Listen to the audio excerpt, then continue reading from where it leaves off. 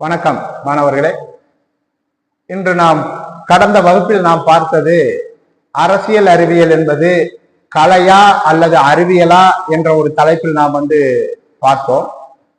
அதில் ஒரு சில வரலாற்று அறிஞர்கள் அரசியல் அறிவியல் என்பது கலை சார்ந்த பாடம் என்றும், ஒரு சில வரலாற்று அறிஞர்கள் இது அறிவியல் சார்ந்த பாடம் என்றும், இது வரலாற்று அது அறிவியல் பாடம்தான், ஆனால் அறிவியல் என்பது ஆய்வகத்தில் சென்று நாம் இதை ஆராய்ச்சி செய்து பண்ணுவதல்ல, சமுதாயம்தான் இது ஒரு ஆய்வகமாக எடுத்துக்கொண்டு சமுதாயத்தில் நடக்கக்கூடிய நிகழ்வுகள் அனைத்தையும் வரலாற்று சமுதாயத்திலே நடைபெறக்கூடிய நிகழ்வுகள் அனைத்தையும் உற்றுநோக்கலின் மூலமாக நாம் கற்பதுதான் என்று சொன்னதாக நாம் பார்த்தோம். இப்பொழுது நாம் பார்க்கக்கூடிய இந்த தலைப்பு என்ன என்று சொன்னால் பாரம்பரிய அணுகுமுறை அப்படின்னு சொல்லலாம். அரசியலை கற்பதற்கு ரெண்டு வகையான அணுகுமுறைகள் இருக்கின்றன. பாரம்பரிய அணுகுமுறைகள், இந்த பாரம்பரிய அணுகுமுறைகள் என்று சொல்லும் பொழுது அதிலே பல்வேறு வகையான விஷயங்கள் இருக்கிறது. ஒன்று தத்துவார்த்த அணுகுமுறை, ரெண்டு வரலாற்று அணுகுமுறை, மூன்று சட்டப்பூர்வ அணுகுமுறை, நான்கு நிறுவனம் சார்ந்த அணுகுமுறை. இப்படி பல்வேறு வகையான அணுகுமுறைகள் அவற்றில் இருக்கின்றன. இந்த அணுகுமுறை என்பது மிகவும் ஒரு மேலோட்டமான ஒரு யூகங்களின் அடிப்படையில் இருப்பதாக வரலாற்று, அதாவது அரசியல் அறிஞர்கள், அரசியல் அறிவியல் ஆய்வாளர்கள், விமர்சகர்கள் இவற்றை கருதுகிறார்கள். பல விமர்சகர்கள் இதை ஒரு யூகம் சார்ந்த அடிப்படையில் இருப்பதாக கருதுகிறார்கள். சரி, இப்ப நம்ம பார்த்தோம் இல்லையா தத்துவார்த்த அணுகுமுறை என்று சொன்னோம் அல்லவா? தத்துவார்த்த அணுகுமுறை என்றால் என்ன? இந்த முறைதான் அரசியலை கற்பதற்கு உண்டான பழங்கால ஒரு பழமையான அணுகுமுறை என்று சொல்லப்படுகிறது.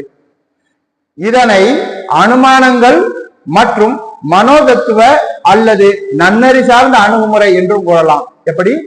அனுமானங்கள் மற்றும் மனோதத்துவ அல்லது நன்னறி சார்ந்த அணுகுமுறை என்றும் கூறலாம். இந்த அணுகுமுறைப்படி, அதாவது தத்துவார்த்த அணுகுமுறைப்படி அரசாங்கம் மற்றும் மனிதனின் அரசியல் நடத்தையை பற்றிய படிப்பானது சில இலக்குகள், நீதி நெறிகள் மற்றும் உண்மைகள்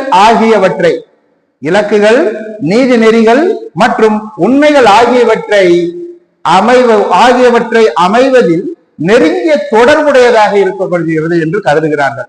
இந்த அணுகுமுறைப்படி அரசியல் அறிவியல் பாடம் நன்னறி உலகத்தோடு தொடர்பு கொண்டு செல்லப்படுகிறது.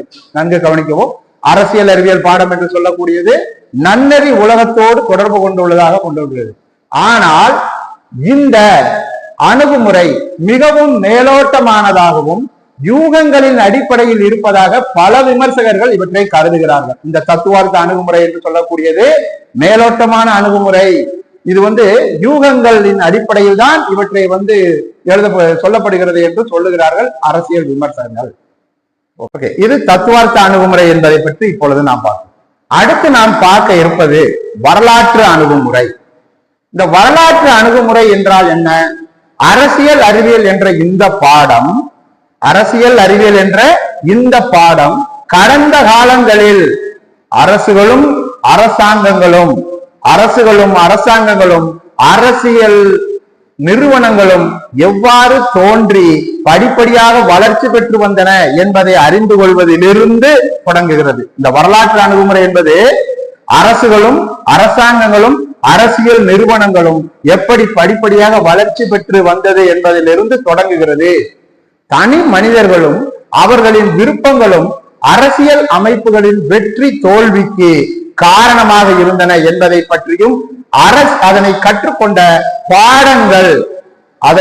கற்றுக்கொண்ட பாடங்கள் எவ்வாறு எதிர்கால அரசியல் அமைப்புகளுக்கு உதவின என்பதும் இந்த அணுகுமுறையை பின்பற்றிதான் பெறப்படுகிறது. இது சில தகவல்கள்.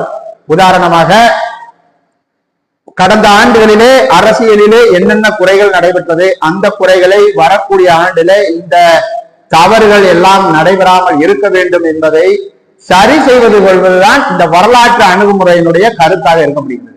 தற்கால அரசியல் பிரச்சனைகளை புரிந்து கொள்வதற்கு அதே போன்று வரலாற்று நிகழ்வுகள் அறியப்பட்டன. அதே போன்ற வரலாற்று நிகழ்வுகள் அறியப்பட்டன. இதனை விமர்சிப்பவர்கள் கூறுவது என்னவென்றால், பழங்கால தகவல்கள் இதில் பிரகாசமாக தோன்றிய போதிலும், பழங்கால தகவல்கள் என்பது வரலாற்று காலத்திலே நடைபெற்றுக் கொண்டிருந்த இந்த தகவல்கள் பிரகாசமாக நடைபெற்றுக் கொண்டு தோன்றிய போதிலும் அவைகளில் சில மேலோட்டமான ஒற்றுமைகள் தந்து பல சமயங்களில் நம்மை தவறான பாதைக்கு கொண்டு சேர்த்துவிடும் என்பது இந்த வரலாற்று அணுகுமுறையை பின்பற்றுபவர்களுடைய அரசியல் அறிஞர்களின் வாதமாக முன்வைக்கப்படுகிறது. சட்டப்பூர்வ அணுகுமுறை என்று சொல்வது, சட்டப்பூர்வ அணுகுமுறை, இந்த அமைப்பினை சட்டப்பூர்வ அணுகுமுறை என்று சொல்லும் பொழுது அரசியல் அறிவியலை கற்பது என்பது அரசினால் ஓர் அரசியல் அமைப்பினை நிர்வகிக்க உருவாக்கப்பட்ட சமூக நிறுவனங்கள் உடனான தொடர்புடைய செய்திதான் சட்டப்பூர்வ அணுகுமுறை என்று சொல்லக்கூடியது. மேலும் அரசு என்பது சட்டம் மற்றும் ஒழுங்கு பற்றியதாக இருப்பதால் அரசியல் கோட்பாட்டாளர்கள் நீதித்துறையை நிறுவனங்கள் மீது அதிக கவனம் செலுத்துகின்றனர். இந்த அணுகுமுறையானது சட்டத்தினை உருவாக்கி, எந்த அணுகுமுறை? சட்டப்பூர்வ அணுகுமுறையில சட்டத்தினை உருவாக்கி அதனை செயல்படுத்தும் ஒரு நிறுவனமாகவே அரசினை பார்க்கின்றது இந்த சட்டப்பூர்வ அணுகுமுறை என்று சொல்லக்கூடியது. சில அரசியல் அறிஞர்கள் இந்த அமைப்பினை மிகவும் குறுகிய பார்வையிலானது, சட்டப்பூர்வ அணுகுமுறை என்பது மிகவும் குறுகிய பார்வையிலானது என்பதுடன் சட்டம் மற்றும் ஒழுங்கினை செயல்படுத்துவதை தவிர அரசுக்கு பல்வேறு பணிகள் இதுவரை நாம் பார்த்ததில் இப்ப நிறுவனம் சார்ந்த அணுகுமுறை, சட்டப்பூர்வமான அணுகுமுறை, நிறுவனம் சார்ந்த அணுகுமுறை என்று பல்வேறு வகையான அணுகுமுறைகளை பற்றி நாம் இந்த பகுதியில் விளக்கினோம். அடுத்து நாம் பார்க்க இருக்கக்கூடிய தலைப்பு நவீன அணுகுமுறைகள் என்ற தலைப்பில் பல்வேறு தலைப்புகள் உள்ளன. அவற்றை பற்றி நாம் விரிவாக அடுத்த வகுப்பில் பார்க்கலாம். அதுவரை உங்களிடமிருந்து விடைபெறுவது உங்கள் ஆசிரியர் திரு பொன்ராம்.